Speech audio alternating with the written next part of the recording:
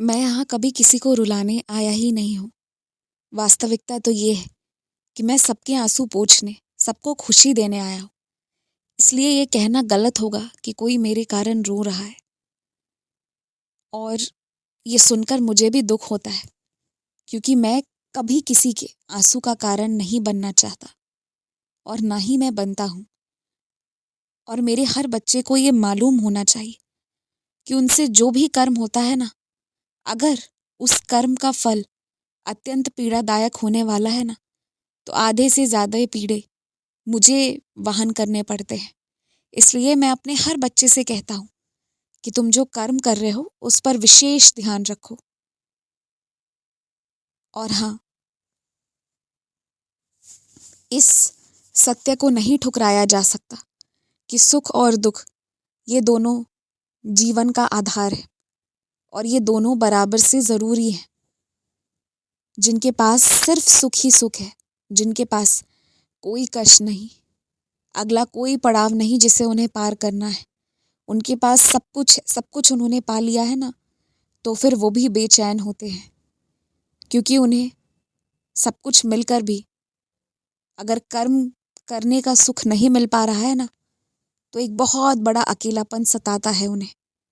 आज तुम्हें मौका मिला है, तुम अपने किस्मत से कर्म करो, अच्छे कर्म करो और सारी बुराइयों को अच्छाई में बदल लो।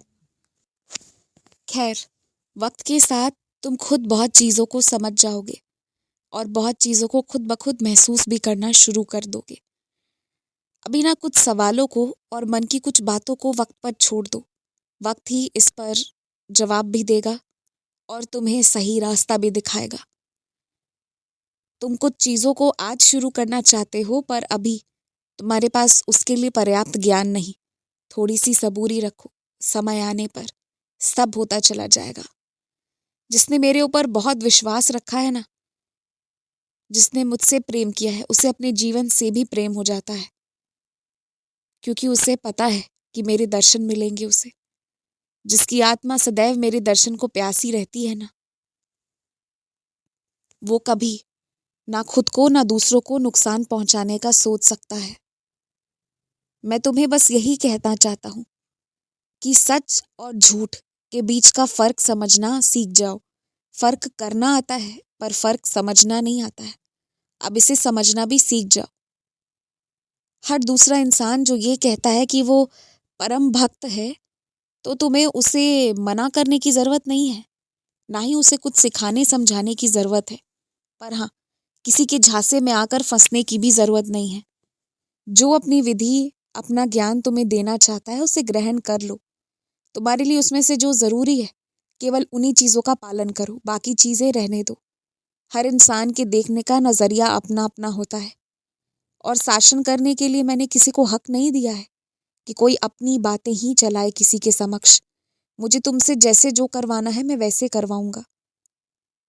और हाँ, जिससे मुझे जो जितना करवाना होगा उतना करवा लूंगा। तो यहाँ कोई बात ही नहीं है कि किसी के तरीके को अपनाओ या ना अपनाओ। तुम केवल मेरा ध्यान करो, मैं तुम्हें सही रास्ता बताऊंगा। और हो सके तो श्रीमद् भागवत गीता का पाठ किया करो।